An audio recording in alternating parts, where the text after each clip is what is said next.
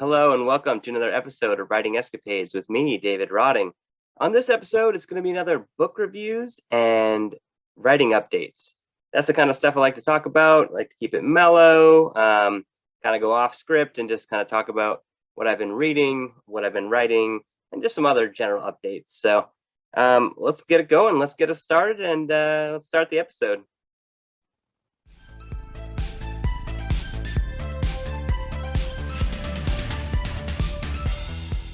All right. So what am I writing? That's a good question. I'm definitely not writing enough. I'll give you that. The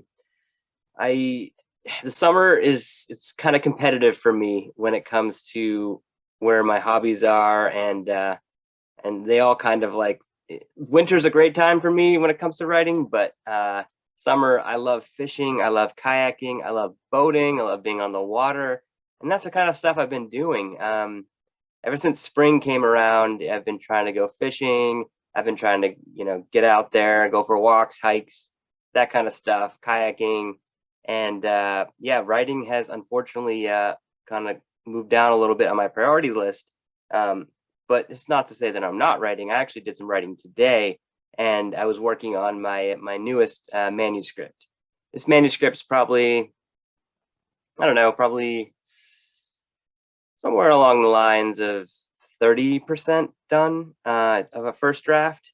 It's an interesting story, and I've kind of hit a point right now where I have to kind of make some decisions that will kind of ripple throughout the book. So I'm taking my time with it, and and unfortunately I just don't have as much time to devote to writing, but I'm still writing. And I'm also thinking about my other draft. I have a finished draft of right around 100,000 words. And this story, it's a completely different story, and I think it's an interesting story, and I really want to get back into it, but I also want to use the momentum I have right now with my current work in progress. So my goal is to have two manuscripts that are basically good to go, good to query, so that when it comes down to querying agents, not only will I have one manuscript to try and sell, I'll have two. This could work because sometimes when you're querying an agent, they'll reject one of your manuscripts. But if they reject that manuscript, doesn't mean that you can't send them another manuscript. They don't like simultaneous submissions a lot of the times, but if they reject one, hey, why not try and send the other one? Worst comes to worst, you just get two rejections. So yeah, I kind of want to go out there in the market and try and sell these two books. And if I could sell them both, that'll be awesome. But it's always helpful to have another book, because even once you do publish a book, your publisher is going to ask, all right, when's the next one coming? It's super helpful to have another book ready to go. So that's my goal. That's basically my goal, is to finish this manuscript, my work in progress, get that to a first draft. And then once I can finish that first draft, I'll set that aside, and then I'll dive into the other first draft, and I'll start editing that to a second draft, and then I'll get back to the first. You kind of see, I don't have much of a problem switching from book to book. I've only really ever done this with two projects, so I don't know, maybe 3, 4, or 5 might be a problem. I mean, I'm not an octopus, but really dividing your brain into certain storylines could probably get dicey, but for me, 2, not a problem. I can kind of jump into the other one. I mean, with any of my stories, my previous novels, the voice, my author voice is still there. You'll hear it, but the stories are completely different. The characters, I think, are completely different, and so it wasn't a problem for me, and I worked on both of those previously. So yeah, that's kind of where I'm at really with writing.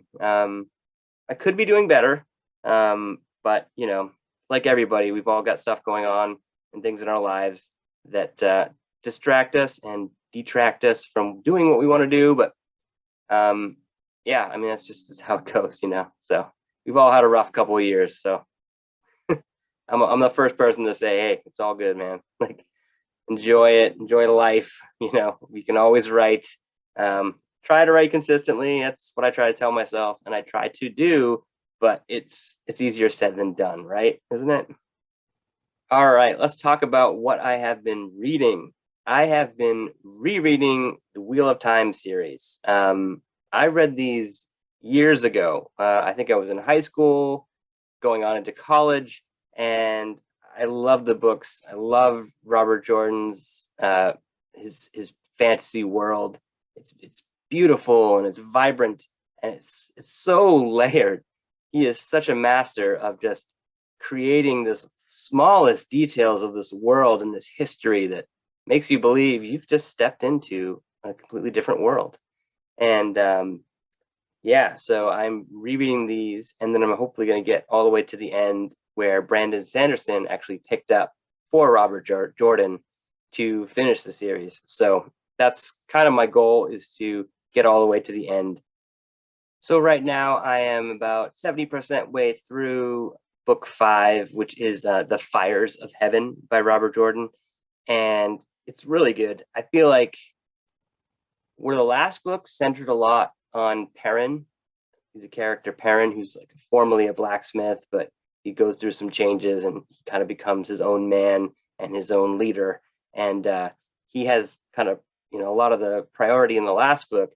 But Fires of Heaven, you've got a lot of Rand, you've got a lot of Matt. These are two of the central characters. They are ta'veren, which means that they kind of change the world around them. They're very influential when it comes to the wheel. So yeah, these characters are really starting to come into their own right, their own powers, and they're really starting to show more of this larger world that Robert Jordan is so good at developing. These characters, the Aiel, you get to see more of them. I love it. It's super intriguing. It's interesting though, as you go through the Wheel of Time, you kind of start off the first story, The Eye of the World, and it's a small world, it's a small town, and it slowly gets larger as you get more characters and more conflict. But as you get to books 3, 4, and 5, the world's really opening up. The characters are learning more about themselves. They're growing. And that's one of the reasons why I like it. It's coming of age story for several of the characters. And it's just, I don't know, it's intriguing. And it's just well written and well thought out. And I love it. I don't know. It's something about rereading books. I've been doing it a lot lately. I don't know. And rewatching stuff too. I'm the same way with that. Like if I'm rewatching a TV series, it's just like, it's kind of like a nice warm, comfy blanket, right? It's just, you can read a book and get back into that story and have those feelings that will just rise up. And that's the beauty of reading. That's the beauty of watching movies and stories and getting it over and over again, because it's good. You may even notice something small when you reread. So it's fantastic. I love it. Yes. So I also read Neil Gaiman's The Graveyard Book. This was a cool book. I liked it, and I was kind of looking for something to kind of be more like The Ocean at the End of the Lane, because I really love that book. The Ocean at the End of the words. Come on, I got this. The Ocean at the End of the Lane by Neil Gaiman is fantastic. I recommend it. Super cool, very unique book. So I was looking for another one of those from him, and The Graveyard Book really fit the bill. I did the audiobook. I would highly recommend the audiobook because Neil Gaiman, the guy, he's an author and he's a great author, but he's also a really good voice actor. He's a great narrator. And something about that, I could just listen to him all day. So yeah, I recommend the book. It follows this character called Nobody Owens, and there's supernatural elements. I mean, The Graveyard Book kind of sets it right there. Supernatural is well in store for you. And yeah, it's light, and also sometimes there's a bit of drama in there as you follow this young man, this young Nobody Owens, and there's a little bit of darkness in there, but it's an interesting story, and I would recommend it. So if you liked Ocean at the End of the Lane, I think that you might like The Graveyard Book. Not too long, a brief story, and it's just a nice little dip into a little world, a little graveyard, and this little character of Nobody Owens, the trials and tribulations of Nobody Owens as he grows up in a graveyard. it's pretty intriguing. And what else? I've recently finished Morning Star, which is the third book in the series. Red Rising, you may have heard. It's the first book. It's written by Pierce Brown, and this series follows the first person point of view character of Darrow. Darrow in Red Rising starts out really low. He's actually even lower than low. He is Helldiver of Lycos. He is a red, and they are basically, society is like divided up and sectioned off under colors, and he is a red, and the reds are drillers, and they mine, and he is basically just has a rough life. I mean, he's got a few things going for him, but it's really a rough life.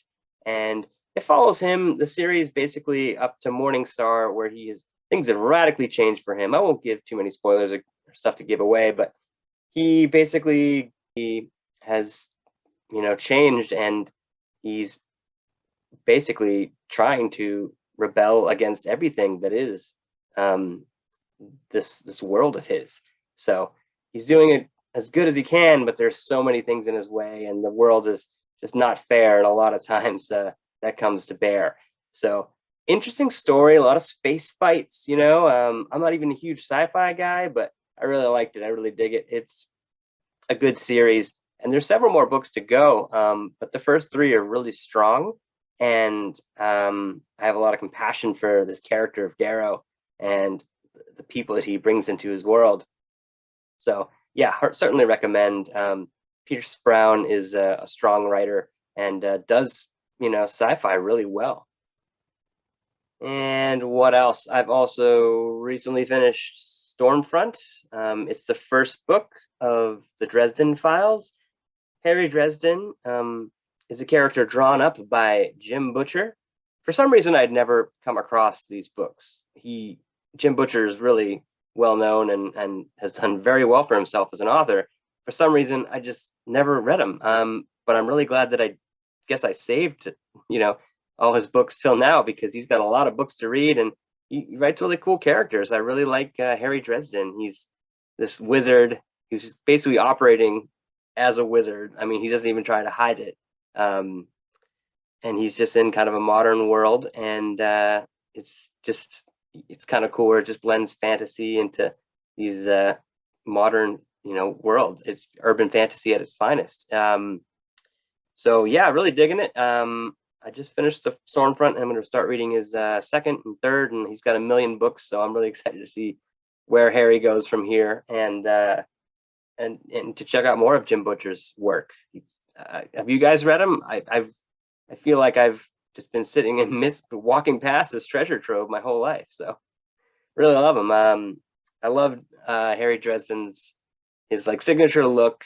The things that he has that make him unique.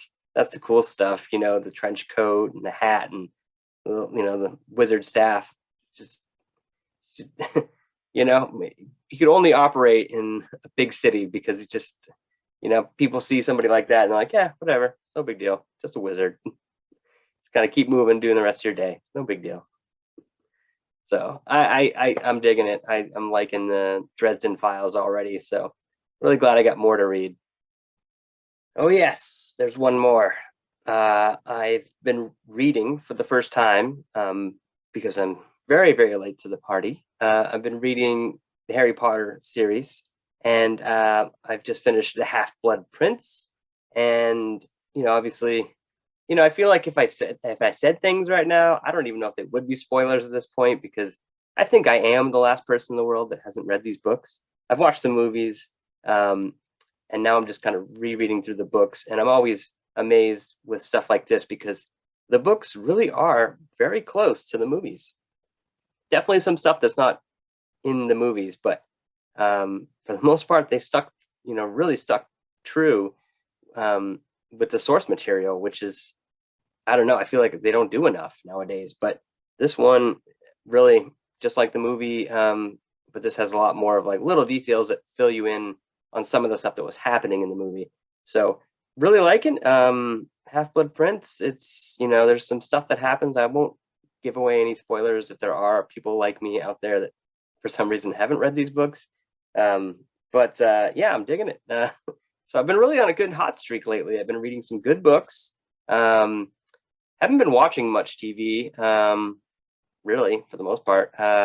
Just it's so nice out, like this is what I wait for. When you're a New Englander like me, you love it. The summer is the time to get out, to get that vitamin D, to get the sun, to kayak, canoe, hike. Um, Look out for ticks. Ticks have been around recently, so check yourself for ticks. Other than that, no, it's awesome. The water's warm enough to swim. I went swimming yesterday, and I'll probably go swimming again this week. I love it. This lake, lake water is warm. Ocean, a little bit more time till the ocean warms up, but it's weird because like the ocean doesn't really get warm until like August or September here. It's pretty bizarre, but then it gets swimmable, at least where I'm at. And yeah, I'm excited just to embrace the rest of the summer, and to just get out there and keep reading. Like I'm really audiobooks. Like that's how I've been getting as much reading done. Is I just basically got an audiobook. If I drive to do an errand, if I'm going to get the groceries, if I'm going to someplace to go fishing or something, I'll have an audiobook going. You know, doing the dishes, audiobook. Going for a walk, audiobook. It's audiobooks are really helping out, and I do love reading physical books. Don't get me wrong. I've got plenty. I've got a huge TBR stack, but audiobooks are just easier for me, because we all live busy lives, and sometimes we can't just stop. But there are some times where I do, get in a hammock and read a book, and that's awesome. I really relish that time. But if I can read while I'm doing something mundane like laundry, I'm all about it. So audiobooks have been getting me through. So yeah, and speaking of books, I've got a couple. If you're interested in buying them, you can find the links below. And they're two interesting stories, I think. I'm a little biased. I wrote the things, but Taking on Water is a New England crime thriller set in summer. There's stuff going down in this small town, and I think you should take a look at it and see what's going on. Taking on Water can be found on Barnes & Noble, Amazon, or anywhere online where books are sold, audiobooks as well. And I have Redemption Grove, which is an Alaskan thriller. It's basically wilderness suspense. Like you've got these characters that are in the middle of remote Alaska, and two guys that are kind of basically battling their own demons, and they basically have to either become better men or die trying. It's a tough world out there in Alaska. I used to work out there. I really thought this would be a great place to set a novel. So that's where I did. Redemption Grove is set in Alaska. Both those books, Amazon, Barnes & Noble, anywhere online, links below. Check them out if you want. And yeah, it's going to be a little longer till I get the next couple books out, but I am trying. I am trying. All right, guys, that's it. That's enough from me. It's been great, and I hope you have a great summer.